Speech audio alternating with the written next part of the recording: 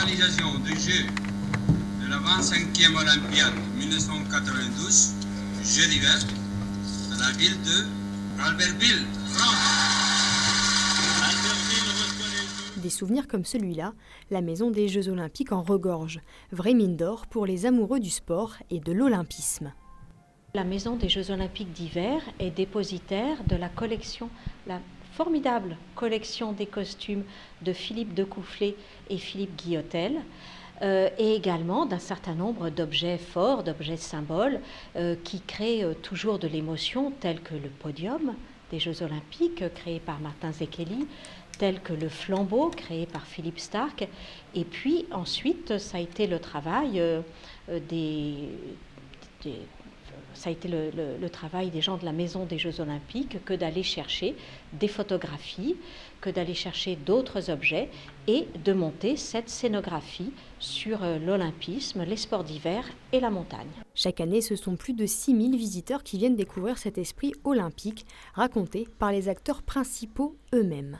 Ce sont les athlètes eux-mêmes qui nous expliquent quelle est l'importance de ces Jeux dans une carrière de sportif. Les athlètes tels que Franck Picard, Jean-Luc Crétier, Edgar Gros-Piron, Laetitia Hubert, et puis Fabrice Guy, et puis encore Anne Yogret, enfin beaucoup d'autres, ce sont eux qui parlent et qui nous disent quelle est l'importance de l'olympisme dans une carrière et comment cette course-là est celle de toute une vie. En dehors de tous ces témoignages, ce sont aussi les costumes de la cérémonie d'ouverture qui sont ici exposés. Ils rappellent tous les sports de glisse et de glace présents pendant l'Olympiade.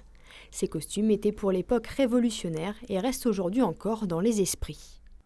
Alors je crois que ce qui marque les visiteurs, c'est d'approcher de près les costumes.